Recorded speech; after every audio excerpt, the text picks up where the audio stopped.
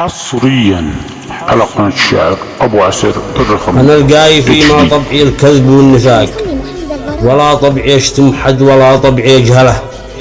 أنا أقول كلمة حق في البدع والغلاق، ولا أنا من الناس دي تحب المجاملة، ولا بعتنا الصاحب ولا خنت للرفاق. أنا أفخر بمن هو جيد وأفخر بمنزله، ولا أرضى بشق الصف ولا طبعي شقاق.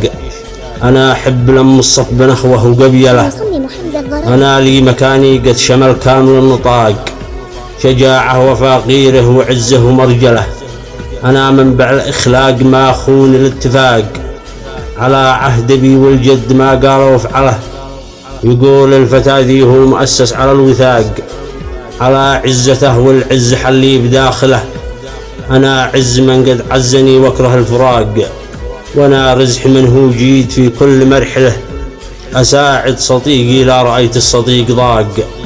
ألبي مطاليبه ولا طبعي يهمله، وما دام لي هاجس في الخط والسباق. أسابق بقولي بالحروف المفضلة، كتبت الحقيقة في حروفي ولي سياق.